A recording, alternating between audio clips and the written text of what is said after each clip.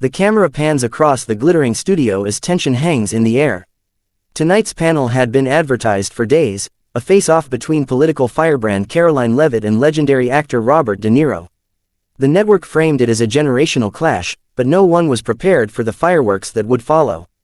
As the lights settled and the intro music faded, the host welcomed the guests with practiced charm.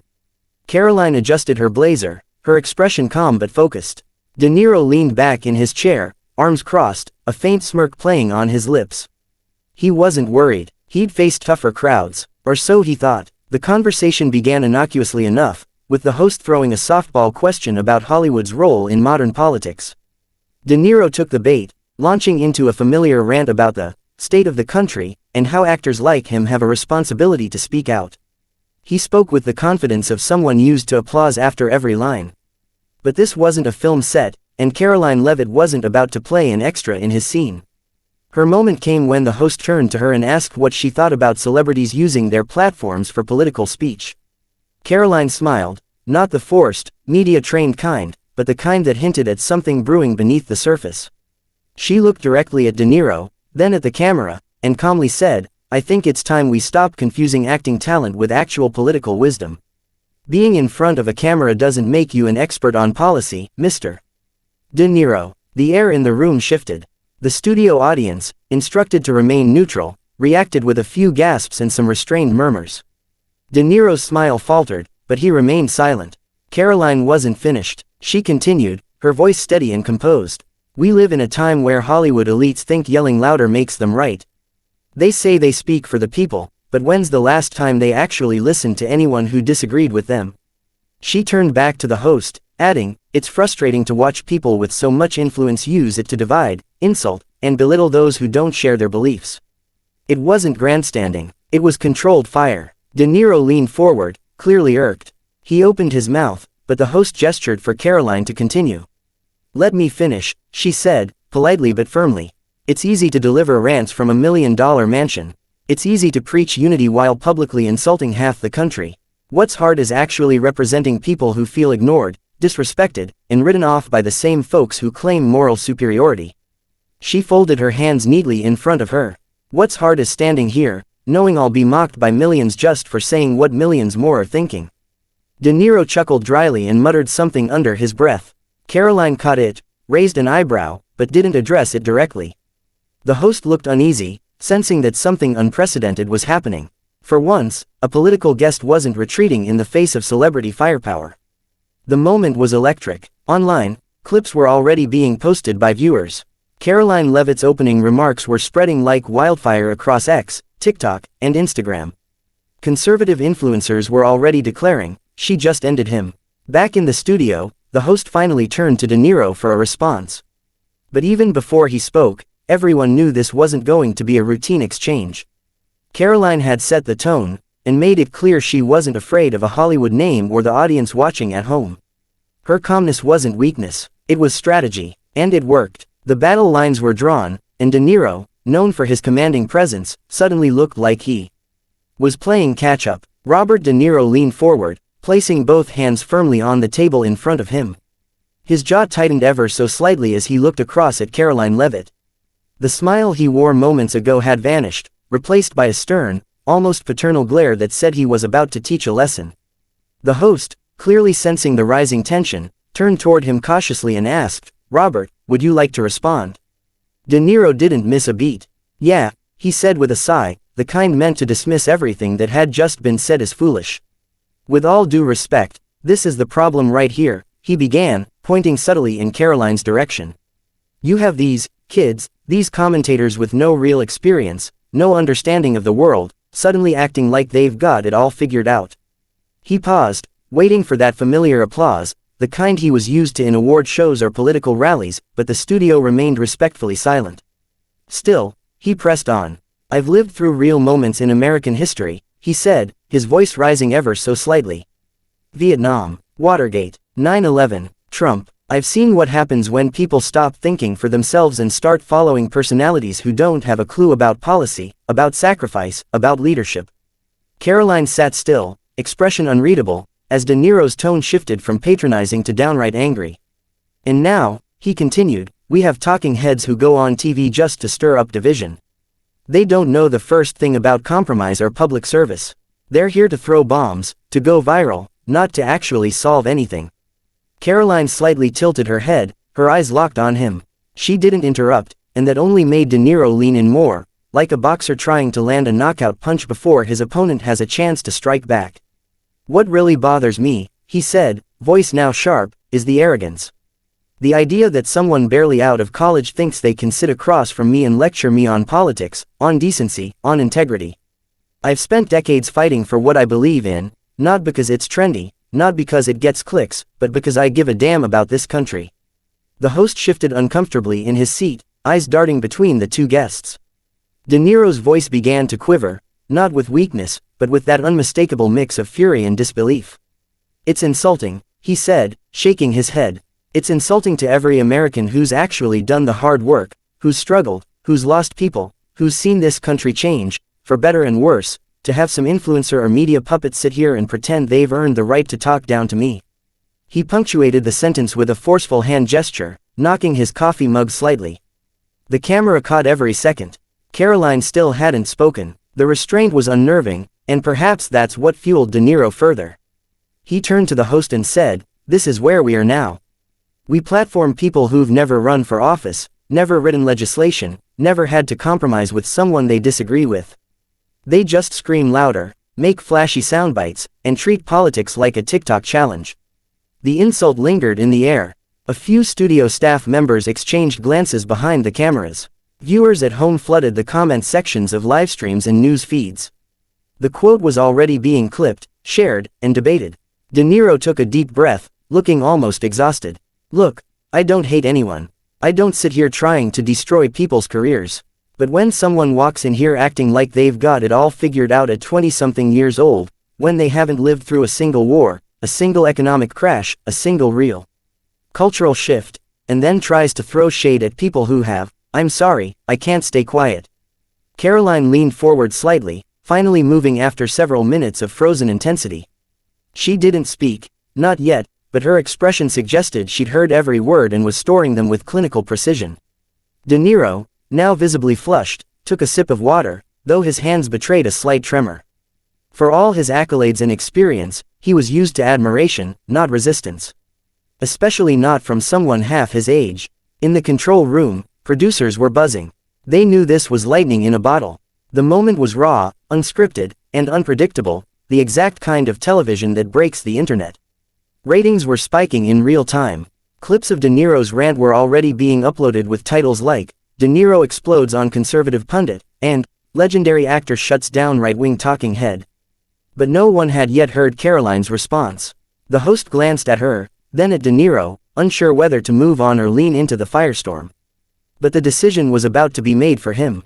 The silence in the studio was deafening, and the tension had reached a boiling point. Robert De Niro leaned back in his chair, exhaling hard, believing he'd just set the record straight. But even as he did, there was a flicker of doubt in his eyes, the kind that appears when a fighter throws his strongest punch and realizes, mid-swing, that his opponent never blinked. Karoline Leavitt slowly leaned in, her eyes fixed on Robert De Niro with unnerving calm. The audience could sense it. Something was about to happen. There was no need to raise her voice, no need for theatrics. Her posture alone conveyed that she was about to flip the entire narrative. She gently clasped her hands on the table and began to speak with a voice that was composed, deliberate, and piercingly precise.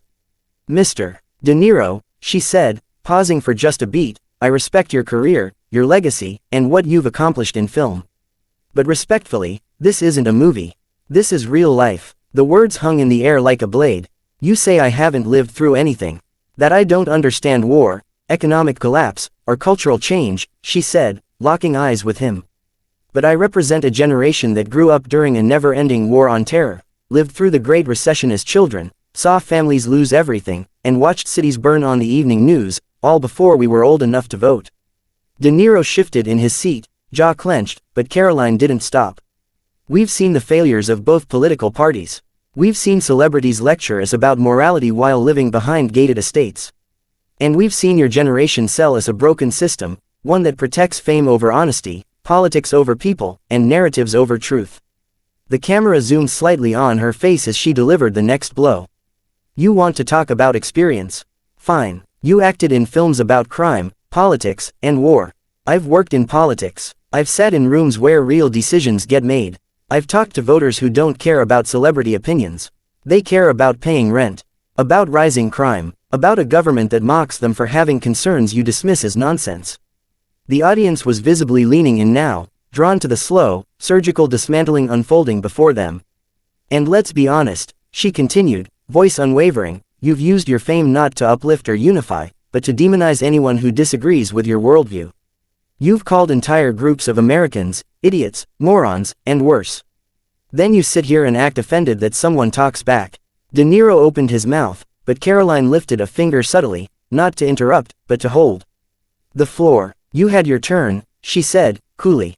Now it's mine. She leaned in closer, her tone sharpening. When people in Hollywood talk about unity, what they really mean is obedience. When they say, we need to come together, they mean, we need everyone to agree with us. And when someone challenges that, especially someone younger, or conservative, or not in the club, suddenly we're naive, arrogant, or dangerous. Her words landed like hammer blows. The host looked like he was witnessing something he hadn't expected, not just a confrontation, but a dismantling of a cultural giant in real time. But here's what you don't understand, Karoline said, voice now rising ever so slightly. We're not afraid of you anymore. We're not intimidated by your resumes, your Oscars, or your Twitter rants. Because the real world doesn't run on applause lines or camera angles. It runs on values, on grit, and on truth. She turned toward the audience briefly, then back to De Niro. And the truth is, millions of Americans are tired of being talked down to by celebrities who pretend to know better while living lives completely disconnected from theirs. There was a long pause. The silence was no longer tense, it was stunned. De Niro looked as if he'd been slapped, not physically, but ideologically. His face was taut, hands clenched. He leaned back, exhaled, and shook his head, unable to form words fast enough to match the speed at which he had just been publicly deconstructed. Karoline folded her hands again and simply sat back in her chair, allowing the moment to breathe. The host finally broke the silence with a quiet, well, followed by a half-nervous laugh. But there was no recovering from what had just happened. Clips of the moment were already making rounds online. Karoline Leavitt just ended De Niro's career in 90 seconds, trended on YouTube. TikTok creators began uploading reaction videos showing Karoline's speech in slow motion, paired with dramatic music and captions like, she ate and left no crumbs. Even traditionally left-leaning outlets were forced to acknowledge the moment. Commentators began tweeting things like, not a fan of her politics, but that was brutal. Meanwhile, conservative circles erupted with celebration. Political pages on Instagram were posting side-by-side images of De Niro's angry face and Karoline's calm rebuttal. Memes, fan edits, and celebratory posts flooded the internet. De Niro, still visibly stunned, leaned toward the host and muttered, "Are you gonna let her say all that unchallenged?" But the host knew better, interrupting now would only amplify the blowback. Karoline remained composed, sipping water as if she had just delivered a weather report. Her composure was not just powerful, it was viral gold. And though the show still had more time left, the narrative had already been set. The war of words was over, and Karoline had walked away not just unscathed, but victorious. Robert De Niro shifted uncomfortably in his chair, eyes narrowing as he struggled to reassert control over the spiraling moment. His fingers drummed nervously on the armrest as he leaned in once more, not with the confidence of a seasoned actor delivering a monologue, but with the tension of a man aware he was losing the room. "So now you're going to lecture me about values?" he asked, his tone sharp but strained. "You think just because you've memorized a few talking points that you suddenly represent the soul of America?" Karoline didn't flinch, she didn't even blink, she simply kept her eyes on him, calm and unreadable. That composure seemed to rattle De Niro even more. "I've given my life to this country through my work, my voice, my activism," he continued. "I've spoken truth to power before you even knew what the Constitution was." His voice cracked slightly. The weight of the confrontation, and the millions of eyes watching it unfold, was beginning to show. Karoline tilted her head slightly, and for the first time, offered a brief smile. Not smug, not mocking, just resolute. "I think the issue," she said, her tone still cool and unwavering, "is that you believe being loud equals being right. But it doesn't, and for far too long, we've allowed celebrities to dominate political discourse without ever being held accountable for the consequences of their rhetoric." The host tried to interject, hoping to steer the conversation back to neutral territory, but neither guest budged. De Niro ignored him entirely. "You think you're the future," he said to Karoline. "You're just a mouthpiece, a polished face for talking points someone else wrote for you. What happens when the spotlight's off? What happens when the next puppet comes along and they forget your name?" Karoline's eyes hardened ever so slightly. She spoke slowly this time, each word carefully chosen. "The difference between us is that when the spotlight fades, I'll still be working, in policy, in strategy, in the trenches of government. You'll be doing another cameo. And let's be clear, I didn't come here to be remembered. I came here because people like you have talked down to Americans long enough, and someone had to say it to your face." The audience gasped. The studio's atmosphere was electric, a kind of collective disbelief at what was playing out live. Even the cameramen seemed frozen, unwilling to miss a single frame. De Niro leaned back, a look of disbelief overtaking his features. "You really believe that, don't you?" he muttered. "You think you're some kind of revolutionary." "I don't need to be," Karoline replied. "I just need to be honest. Something this industry hasn't seen in a long time." Suddenly, a murmur ran through the studio, not from the guests, but the staff. Producers were frantically signaling from behind the glass. The live broadcast was being clipped, streamed, and distributed at light speed. Headlines were already writing themselves. Phrases like, "Karoline's killshot," and "De Niro dismantled on live TV," dominated trending topics. The battle had left the room. It was everywhere now. The host cleared his throat again, finally managing to insert himself. "We've clearly touched on some powerful emotions here," he said. "But let's remember, this is a space for respectful dialogue." It was a feeble attempt to cool the fire, and everyone knew it. The room's energy had permanently shifted. This wasn't just a debate.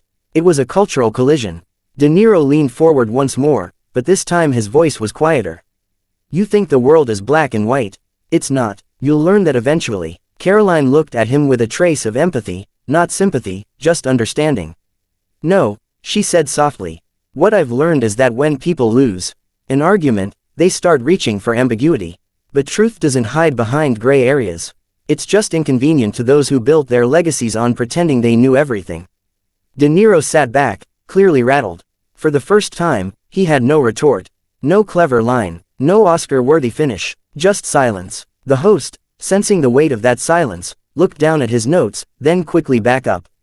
"Let's take a short break," he said, his voice almost apologetic. As the cameras faded to commercial, De Niro reached for his water, his hands slightly shaking. Karoline remained still, composed, unaffected. Behind the scenes, producers were already fielding calls from networks, social media teams were scrambling to clip the moment, and pundits were gearing up for emergency live streams. What had started as just another interview segment had become an unforgettable moment in media history. The cameras returned from commercial break, but the atmosphere had shifted entirely. What began as a tense interview had now exploded into a generational flashpoint. The audience, once passive observers, now sat on the edge of their seats, eyes darting between Robert De Niro and Karoline Leavitt. The host glanced nervously at the teleprompter, but even he seemed unsure how to proceed. His usual charm was muted, overtaken by the storm still rippling across the set. De Niro looked away from Karoline, staring into the distance like he was recalibrating, but Karoline remained composed, hands folded, her gaze steady. Before the host could redirect, Karoline leaned forward and softly said, "I'm not here to win a fight, Mr. De Niro. I'm here to reveal one." That sentence, almost whispered, rang out louder than any shout. De Niro blinked, surprised she was still speaking. "The truth is, this isn't about you and me," she said. "It's about millions of Americans who are tired of being misrepresented by the loudest voices in culture. It's about working-class parents, young professionals, immigrants, students, veterans, people who don't have a platform but live the consequences of the policies and narratives you helped shape." De Niro turned back toward her, but before he could interrupt, Karoline continued.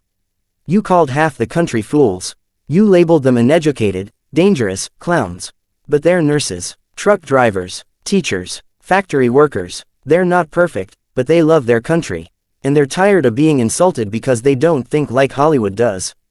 The camera panned out slightly, capturing both of them in frame, the crumbling icon and the rising firebrand, frozen in a moment that millions were now watching unfold in real time. "I didn't grow up with red carpets or spotlights," Karoline added. "I didn't have agents or publicists or media consultants. I had hardworking parents and a dream that my voice mattered. So no, I don't come from your world, but that doesn't make my voice any less valid. It makes it more important, because I speak for people who aren't in the room, who've never been invited to the room. De Niro shifted again, lips parted, eyes wide, but his body language betrayed a man unsure whether to respond or retreat. Karoline gave him no room. You say you speak truth to power, but when did power stop being Wall Street and Washington and become the farmer in Iowa? Or the small business owner in Texas? Or the mom in Pennsylvania who's scared to send her kids to school? Her voice rose only slightly now, but the intensity cut deep. Power isn't just men in suits anymore, it's elites who laugh at middle America while sipping champagne at fundraisers. The studio lights felt hotter now, the pressure mounting. Karoline paused, then delivered the final blow. The truth is, you don't fear what I say because it's wrong. You fear it because it's resonating. And that scares you more than anything. Silence. Then, murmurs from the audience. Not boos, not cheers, just stunned awe. De Niro reached for words, but they came out slow and shaky. You think you're better than me? He asked. Karoline gently shook her head. No, she said quietly. I think the people you mock are better than you think they are. The host attempted to intervene again, voice shaking slightly. Let's, maybe try to shift gears here, but the damage had been done. No amount of editing could erase what had just occurred. Phones across the studio were buzzing as real-time reactions lit up the internet. Hashtags exploded. Side-by-side screen captures of Karoline's piercing gaze and De Niro's stunned face spread across platforms like wildfire. Influencers, commentators, and even other celebrities chimed in within minutes. Clips of Karoline's monologue were paired with inspirational music on TikTok. YouTube channels uploaded reaction videos with titles like, Karoline just red-pilled the nation, and, De Niro silenced by Gen Z politician. Within the hour, Fox News and CNN were running simultaneous coverage, each spinning the event from different angles but both acknowledging its viral impact. Twitter Spaces erupted with heated debates. Reddit threads were pinned to the top of art politics.